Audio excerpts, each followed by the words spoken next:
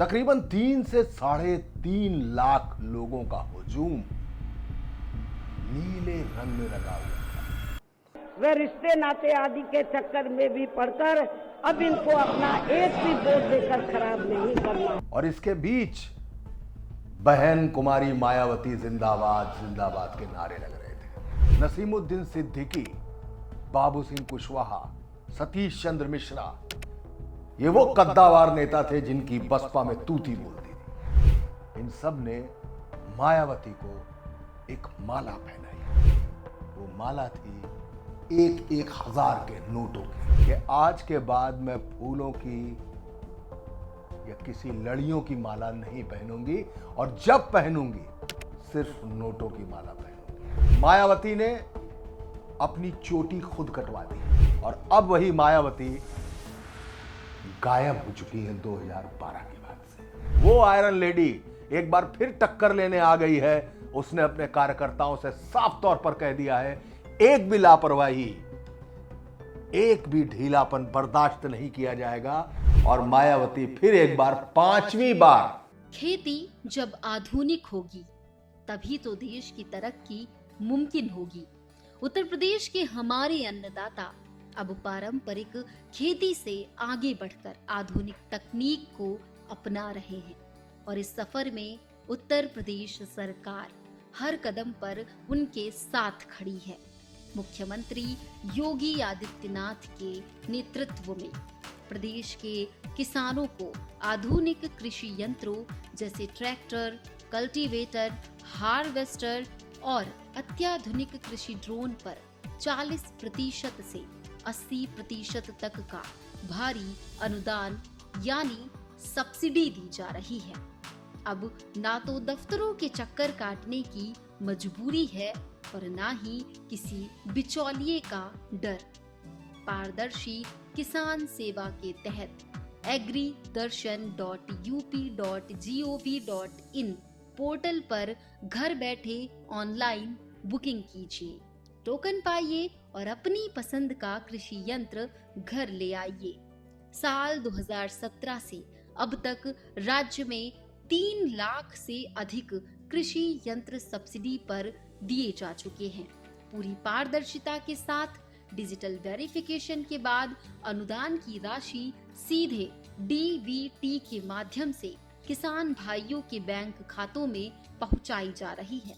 लागत में कमी, पैदावार में दोगुनी वृद्धि और किसानों का बढ़ता आत्मसम्मान। लखनऊ के अंबेडकर पार्क पर एक रैली चल रही थी। तकरीबन 3 से 3.5 लाख लोगों का हुजूम नीले रंग में रंगा हुआ था। हर तरफ झंडे लहरा रहे थे जिस पे हाथी छपा हुआ था। हाथी यानी Bahujan Samaj party.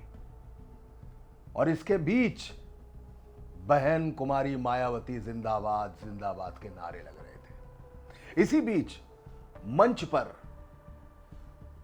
Peach colour की सलवार कुर्ता पहनकर मायावती सामने आई।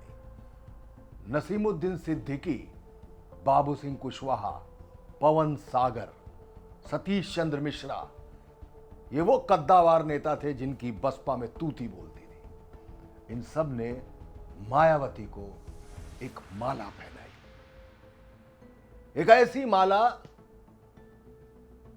जो एक भीम गाय थी। कैमरे के लेंस ने जब उस माला को जूम इन किया तो वो माला फूलों की नहीं थी, वो माला थी एक हजार के नोटों की।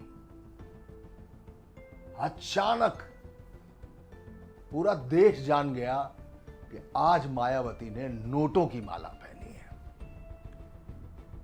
हर तरफ विपक्ष उबल पड़ा कि नोटों की माला पहनकर मायावती ने जता दिया है कि वो दलित नहीं, दलित की बेटी नहीं, दौलत की बेटी है।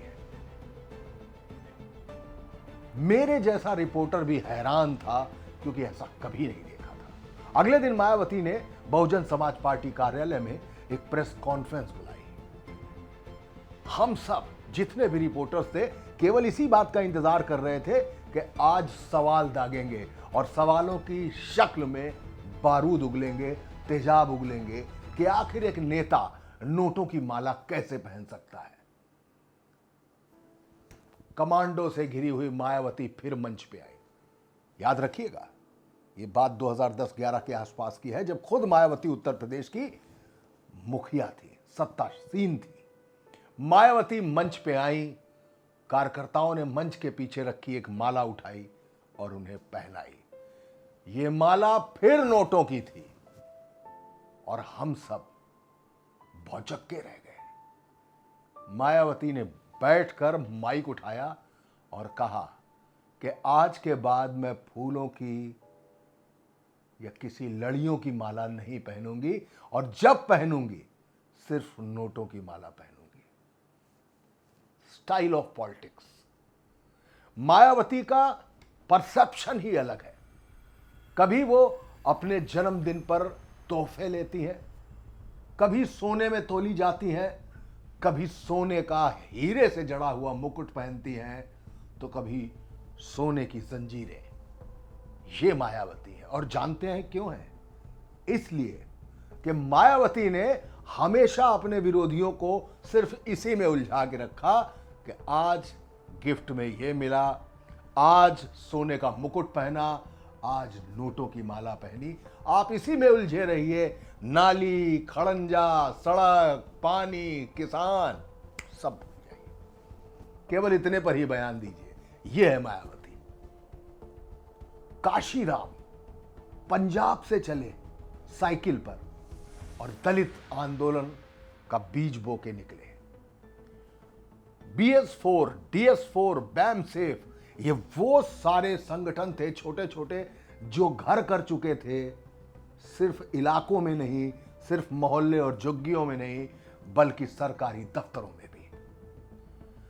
उस मिशन को बढ़ाते बढ़ाते पंजाब से उत्तर प्रदेश पहुंचे काशीराम, और काशीराम ने उत्तर प्रदेश में दलितों की एक पूरी फसल उगा दी। और इसके बीच आई मायावती। कहने को चेली थी, शिष्या थी, लेकिन मायावती ने आकर काशीराम के उस सॉफ्ट दलित आंदोलन में गुस्सा डाला, तेवर डाले, और सबसे बड़ी चीज डाली वो थी पैसा। आखिर दलितों के साथ चलने वाला ये आंदोलन बिना पैसे के चलेगा कैसे? कांग्रेस हो, भारतीय जनता पार्टी हो, या कोई भी सरकारें हो, इनके पास तमाम उद्योगपति, तमाम बिजनेसमैन, कारपोरेट चंदा देने वाले थे, लेकिन मायावती के पास कोई नहीं था। लिहाजा जिसको विपक्ष ने हमेशा दौलत की बेटी कहा, वो दौलत असल में वो दलितों के लिए लगा रही थी।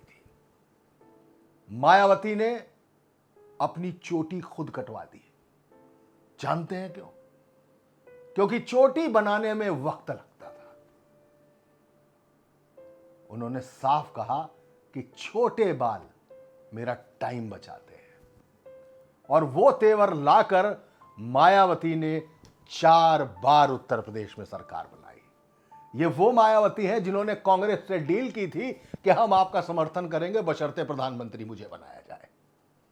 ये वो मायावती थी जब भारतीय जनता पार्टी की अटल बिहारी वाजपेयी सरकार को लग रहा था कि उनके पक्ष में वोट दिया जाएगा, लेकिन मायावती ने ऐन वक्त पे संसद में कहा एक सांपनाथ है, एक नागनाथ है।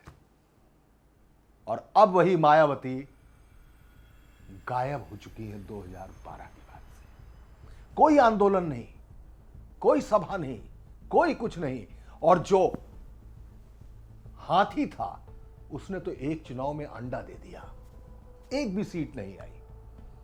मायावती के वो तेवर थे जिससे नारा निकला था, तिलक तराजू और तलवार इनको मारो जूते चार, यानी अगड़े किनारे हम सिर्फ दलितों के साथ चलेंगे।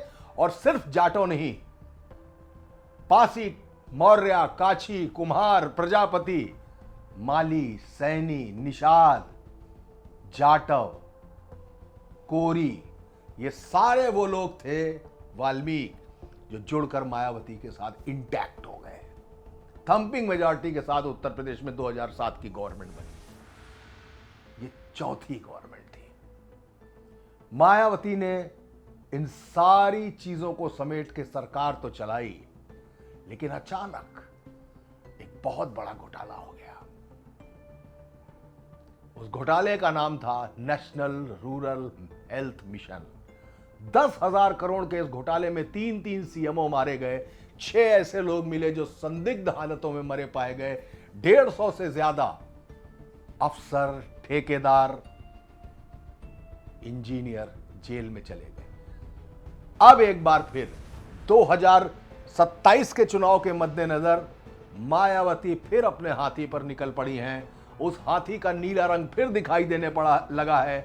और आज एक वक्त था जब लोग इंदिरा गांधी को आयरन लेडी कहते थे, आज मायावती को भी कम से कम उत्तर प्रदेश की आयरन लेडी कहा जाता है। वो आयरन लेडी एक बार फिर टक्कर लेने आ गई है। उसने अपने कार्यकर्ताओं से साफ तौर पर कह दिया है, एक भी लापरवाही, एक भी ढीलापन बर्दाश्त नहीं किया जाएगा।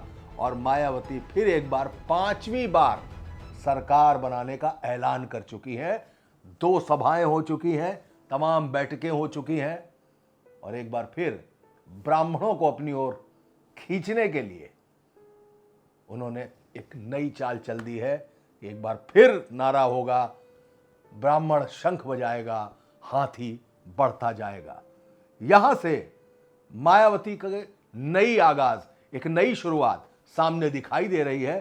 बस देखना कितना है कि क्या दलित फिर से इंटैक्ट होगा, क्या एक बार फिर मुस्लिम वोट उनको मिलेगा, क्या भारतीय जनता पार्टी से नाराज ब्राह्मण एक बार फिर मायावती के हाथी की बटन दबाएगा। यह है मायावती तेवर के साथ दोबारा। यह है मायावती जो आयरन लेडी है। यह है मायावती जिसने अपने 28 मंत्रियों के खिलाफ लोकायुक्त की जांच कराई। यह है मायावती जिसने 128 टिकट काट दिए थे। यह है वो मायावती जिसने शेखर तिवारी, आनंद सेन, पुरुषोत्तम द्विवेदी को जेल भिजवा दिया, सिर्फ बलात्कार और हत्या के मामलों में, वो भी अपने घर बुलाकर। तो शासन प्रशासन में योगी आदित्यनाथ का कोई जोड़ नहीं, लेकिन इसकी शुरुआत, इसका आगाज मायावती ने किया था। अब देखते हैं 2027 में मायावती का श्री गणेश कैसे होता है।